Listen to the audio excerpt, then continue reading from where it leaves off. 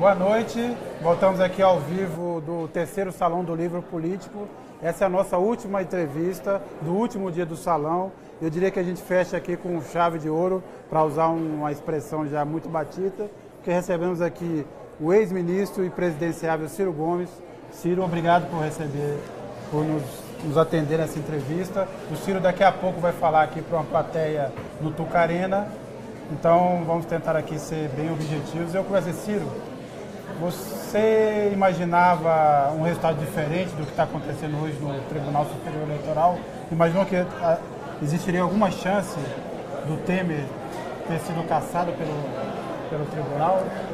Boa noite, Sérgio. Um abraço a você. O privilégio é meu de atender o convite. Para mim, uma convocação desse espaço que vai sendo praticamente um dos últimos espaços onde a democracia brasileira pode respirar, que é a Carta Capital. Quando a dinâmica começou, havia para mim quase uma certeza de que o TSE cassaria. Mas o que as pessoas talvez não saibam, porque é tanto escândalo, com tanta luz, com tanto calor todo dia, mas o Temer manipulou o Tribunal Superior Eleitoral. Ele mudou a composição durante o período e essa é a tragédia de um golpe, né? De um golpe produzido por uma quadrilha que não tem nenhum tipo de escrúpulo, nada de republicano. Então, o Tribunal Superior Eleitoral iria caçar a chapa por algo ao redor de 6-1, né? E o Temer tirou 2 e conseguiu manipular mais, e de maneira que hoje a probabilidade é que seja um 5-2 em favor dele. Agora, isso muda o que na crise política? Quer dizer, esse tempo que ele ganha? Desfecho, porque a sensação que nós todos temos na sociedade brasileira, mas mais nós que temos responsabilidade com o destino do país, é de que o mandato dele já se exauriu. É um mandato sem origem. Estava mais ou menos nas minhas previsões que ele tinha ali um tempo para executar e entregar a agenda plutocrata. Ele não foi feito presidente da República pelos belos olhos dele, né? A elite brasileira toda sabia que ele é um marginal, né? Toda sabia que ele estava envolvido em todos esses escândalos. Nenhum desses é novidade para mim. Ele me processou quando eu já denunciei há 8, 10 anos atrás malversação do Porto de Santos, enxerto de medidas provisórias, sociedade com Eduardo Cunha. Tudo isso eu já tinha denunciado. E agora, não tendo esse desfecho, nós vamos ficar com uma presidência agônica. E isso é terrível, porque a economia brasileira, ao contrário da última grande mentira dele, ainda está em processo grave de depressão. O desemprego praticamente nada reverterá, né? Vai a 15 milhões de pessoas. E a sensação do povo, né, pedindo por uma saída não será atendida, porque o mundo político brasileiro, especialmente essa coalizão, né, de PSDB, PMDB e democratas, essa coalizão simplesmente esqueceu que há uma nação. Agora, o senhor vê a possibilidade do PSDB desembarcar? Será a complementação da canalice suprema, porque eles são os grandes responsáveis por esse golpe. E agora, na hora que o barco parece estar afundando, eles saírem, eles serão o que todo mundo já sabe, ratos. E a saída é uma saída fraudulenta para tentar simular para a opinião pública que eles têm algum respeito à sua memória de decência, ao seu discurso, né, de modernidade econômica, que virou uma grande fraude, na medida que nós estamos assistindo na prática essa coalizão assaltando o Brasil, né? Ciro, o que você imagina que aconteceu no âmago dessa coalizão para que uma parte dela tenha se voltado contra o Temer? Primeiro, o tempo que ele tinha. 3 movimentos fizeram o golpe. Não necessariamente se reuniram, mas havia uma convergência de interesse para derrubar Dilma. O primeiro movimento tem a ver com o fim da Lava Jato. E isso é uma importante fração do mundo político de A ao Z que queria. Parte importante acreditou que com o Temer na presidência, tendo coragem de nomear um ministro da Justiça partidário, tendo coragem de mexer nos tribunais, tendo coragem tal, e vai nomear o Procurador-Geral da República em setembro, e isso a sociedade brasileira precisa saber, se a gente não tomar uma providência, esse cidadão vai nomear o novo Procurador-Geral da República. O que é uma profunda vergonha, não é, para um país com as nossas características. O presidente respondendo a um inquérito por formação de organização criminosa, por quadrilha, por corrupção, nomear o Procurador da República, que é o encarregado de fazer a representação contra esses crimes ou de vigiar a tramitação, dado que, aparentemente, daqui até lá já estará tramitando essa representação. Então o primeiro movimento se frustrou com ele não entregou o fim da Lava Jato. A Lava Jato recrudesceu e começa a atingir centros nevrálgicos da plutocracia, do baronato brasileiro. Se o Palocci, de fato, fizer uma delação premiada, vão entrar os bancos, vai entrar a Rede Globo, vai entrar uma porção de interesses agora centrais ao Brasil que manda real.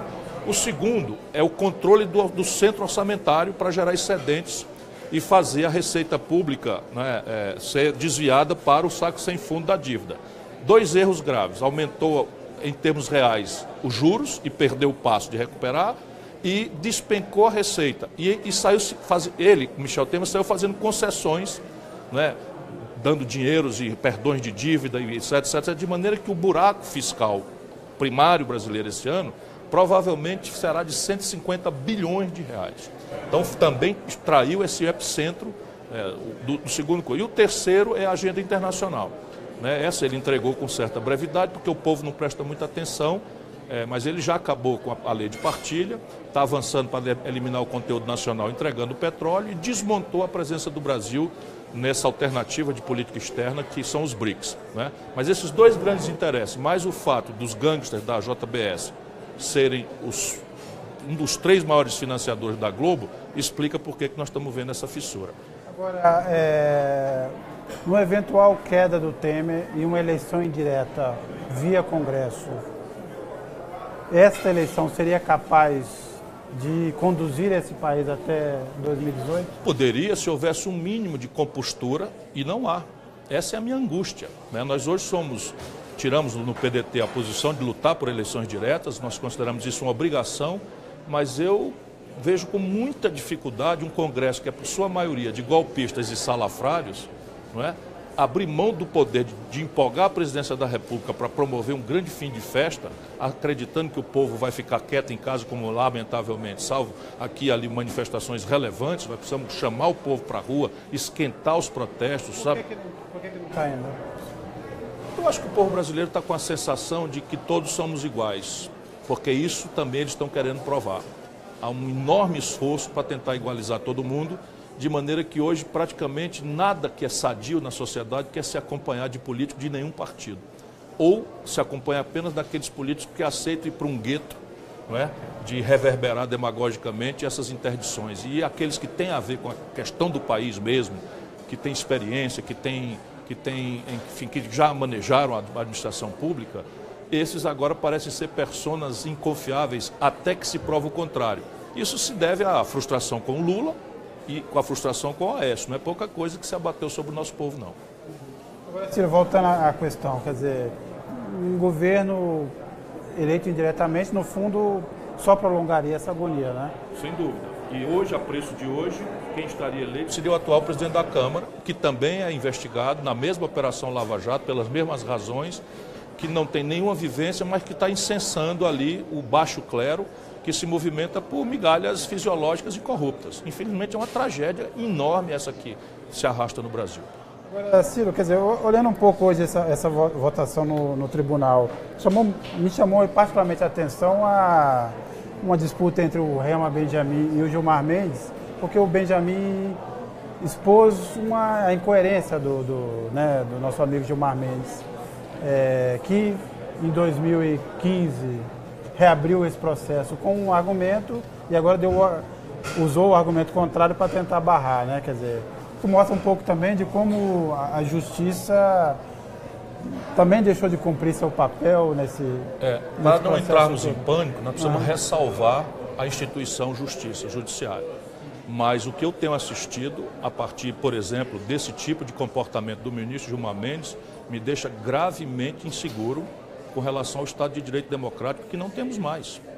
Isso não é razoável e tudo isso supõe que nós do povo somos imbecis, incapazes de ter memória. Porque se fosse a Dilma, quando ele ressuscitou, depois de terem sido aprovadas as contas, ressuscitou com os depoimentos de delação premiada daquele camarada da UTC, com o camarada não sei de quê, e agora dizer, e lidera e ganha, né, a tese de que delações não podem entrar nessa dinâmica, porque alcança o Temer, com quem ele confraterniza sistematicamente. Né? É uma coisa chocante. Para um cara com a minha formação, é uma coisa absolutamente chocante. E você vê alguma possibilidade desse julgamento no TSE separar a chapa? Nenhuma. Para que haja esse consenso, eles vão simplesmente declarar improcedente a ação, por 4-3 ou por 5-2, que é o meu palpite 5-2, né? Dado que o Michel Temer botou 2 ministros lá. Tem uma próxima greve marcada para esse mês, né? As manifestações vêm num crescente, mas há uma sensação também de que ela acabou associada ao mesmo grupo que combatia o impeachment. Onde é que está aí faltando um diálogo para ampliar essa base? Eu digo quase que pelo amor de Deus ao povo brasileiro, né? Pelo amor de Deus, o que está acontecendo não é contra nós que estamos aqui de gravata, né? A agenda é para arrebentar com o mínimo de dignidade do trabalho, como expressão do valor da pessoa humana. Há uma manipulação absolutamente extraordinária para a entrega do Brasil ao estrangeiro. Querem revogar a lei que proíbe estrangeiro de comprar terra no Brasil. Estão dilacerando a Petrobras, que é o último lugar por onde a gente pode tirar um excedente de riqueza para emancipar os filhos da classe trabalhadora. Pelo amor de Deus, né? Desconfiem dos políticos, mas atenda o seu sindicato, atenda o seu grêmio estudantil. Dia 30 nós temos que ir para a rua e esquentar o debate. Só isso é que pode produzir o milagre de mudar essa tragédia que se abate sobre a nação brasileira. Dessas reformas todas e todas as intervenções que estão sendo feitas, qual você considera, se é possível classificar dessa forma, a mais nefasta e mais do que isso, a que vai ser mais difícil reverter num próximo governo? A mais nefasta é a forma com que está se fazendo, tentando fazer a reforma da Previdência, porque ela tem status de legislação constitucional. A outra mais nefasta já está consumada, mas será tão explosivamente insustentável que acredito que será relativamente possível reverter, que é aquela que tabelou os gastos com saúde, educação e segurança pelos próximos 20 anos. A população não viu, não prestou atenção, a grande mídia manipula o tempo todo, mas é assim que estão as coisas agora. O senhor Michel Temer meteu uma norma na Constituição que revogou a Constituição de 88. Pelos próximos 20 anos, o Brasil está proibido de melhorar o hospital, de melhorar a saúde, de melhorar a educação, de abrir vaga em universidade, de expandir qualquer elemento de segurança pública, e nada foi feito para impedir a montanha de bilhões de reais que vai para os barões do juro e da especulação financeira. Agora, Ciro, saiu esses dias uma nova pesquisa que coloca o Lula aí vencendo no primeiro turno e tal. Você recentemente voltou a afirmar, que não é uma posição nova sua, que acha que o Lula se candidatar não seria uma boa alternativa neste momento. Por quê? Eu explico, né? O Lula nunca ganhou eleição no primeiro turno, nenhuma vez. Por que ganharia depois desse imenso desgaste, desses erros extraordinariamente graves para o país, que foi escolher o Michel Temer, escolher a Dilma sem experiência, impor a Dilma a nós outros, seus aliados, impor o Michel Temer, um sem voto, corrupto, como todos nós já sabíamos, o Lula e eu sabíamos, cansei de dizer isso para ele. Se depois desses erros todos, o Lula acha que vai chegar numa eleição, né, e vai poder propor alguma coisa, infelizmente não há essa margem. Justa ou injustamente, parte é justa, parte é injusta. Na hora que o Lula entrar, ele passionaliza o ambiente, imediatamente. A eleição não será uma escolha de alternativas de futuro, de desenhos novos, de modelo de desenvolvimento, de novas premissas, novos arranjos políticos e tal, novo projeto que é o que o país precisa. Vai ser ódio ou amor, paixão ou rancor em relação ao Lula. E isso não é o que o Brasil precisa. Quando você tira o Lula dessa equação, as candidaturas do campo progressista, né, enfrentam uma certa dificuldade. A sua mesmo oscila num patamar ainda, obviamente é muito cedo para falar sobre tudo, ali. Como é que é possível conquistar, vamos tirar o Lula do cenário, como é que será o discurso para conquistar esse voto, esse eleitorado? Veja, nós do campo progressista, que respeitamos o povo, não podemos estar replicando esse instrumento de manipulação de opinião pública que é pesquisa. Uma pesquisa no Brasil custa uma fortuna. A CUT é do PT. A CUT está pagando essa pesquisa a serviço do interesse do PT, divulga na conveniência do PT. Aí a Datafolha faz pelo PSDB. Todas as pesquisas são tucanocêntricas. Se você reparar, todas as pesquisas são tucanocêntricas. Elas deixam o Lula, nunca experimentam o cenário sem o Lula, aí troca o Alckmin, troca o Aécio, troca o Dória, sempre é mudando o cenário para tentar ver e tal, e dividir o resto e tal. Então, é preciso que vamos ver se é possível ter uma democracia nesse país. Eu não estou dizendo que eu sou favorito, eu sei o que é que me espera. Já disse 1 milhão de vezes que ia pensar 1000 vezes antes de ser candidato. Não sou inocente, um cara que pensa o que eu penso, que fala o que eu falo, que conhece os números da onde a molecagem, né, que assalta esse país, né, está fazendo há tantos anos e agora de forma agravada, e com o Lula foi uma dinheirama monstruosa. Nunca se ganhou tanto dinheiro na especulação financeira como o Lula, com o Lula. E aí vem agora alguém me dizer que isso é progressismo para o país? Bom, se for isso, eu cumprirei minha obrigação. O que eu pergunto... Não, que você falou, não. Ele falou, não. Nós somos induzidos todos, e repare bem, em 89 eu votei no Covas, no primeiro turno, eu já era prefeito de Fortaleza. E votei no Lula no segundo, eu tenho clareza de que lado eu estou. Em 94 eu ajudei a fazer o Real, o PT ficou contra. Eu ajudei, fui ministro do Itamar. E o Lula ficou contra, eu ligando para ele dizendo isso é uma coisa séria. Ajude também, assuma medalha esse negócio de dizer que é só o Fernando Henrique e tal. Me licenciei do PSDB. Enfim, ficou contra. Rompi com o Fernando Henrique em 95. No primeiro ano do governo dele, fui embora para o estrangeiro. Depois vim candidato. No segundo turno de 2002, fui candidato a presidente, votei no Lula. Depois sofri uma rasteira do Lula com o Eduardo Campos e tudo bem, voto vencido, votei na Dilma. Achando, já como eu achava, uma coisa temerária. Sem trocadilho, botar uma pessoa inexperiente, cuja primeira vivência política é a presidência da República, ainda mais com um bandido como Michel Temer na vice, cansei de dizer, mas votei, botei o dedo no nariz e votei. O Ceará deu 2/3 dos votos contra a Dilma. Que é isso? Eu só sirvo para isso? Alguém vai me confundir agora, que é o que a PTzada gosta de fazer, que se arrebente o PT, se amarre com o PSDB e vão os dois para baixo, para a caixa prego, que é o que merecem, são iguais, rigorosamente iguais. Agora, onde é que está, quer dizer, para recuperar a esperança, para recuperar o ânimo, a confiança? Projeto. Um bom diagnóstico da crise, todo mundo deve exigir. Porque esse negócio de deixa que eu chuto, o não político, o moralismo de goela, isso tudo é para excitar a zanga do nosso povo. Agora, o que pode nos coesionar e nos tirar dessa grave tragédia que nós estamos vivendo é um projeto com começo, meio e fim, que comece de um diagnóstico correto do que está acontecendo com o Brasil, por que nós não crescemos, por que não criamos emprego, por que os salários estão diminuindo, por que a política pública está colapsando e quais são as pistas que nós queremos fazer e o que são os desafios para fazer. Porque só vai fazer quem fizer o povo entrar na jogada. Não duvide disso, porque o Brasil tem margens fantásticas para resolver o problema, mas se mudar o pacto. Agora, Ciro, outro ponto também que é importante, quer dizer, o que a gente viu nesses anos aí, que se chama de judicialização, na verdade é um crescimento da força das corporações, né? O que nós vivemos hoje em comparação com 64 é que você teve um golpe ali, a moda antiga, tradicional, militar tomando poder, você vive uma outra fase, que é um poder exacerbado das corporações, principalmente das corporações policiais jurídicas, diante de um executivo e um legislativo enfraquecidos, né, dentro de uma aparente normalidade democrática. Ou seja, o que um próximo presidente será capaz que é preciso ser feito para retomar a proeminência da política, do poder... É preciso restaurar a autoridade moral da chefia do Estado brasileiro. Parte importante do que está acontecendo no Brasil é o fato de que nós temos presidentes que não têm a estatura moral.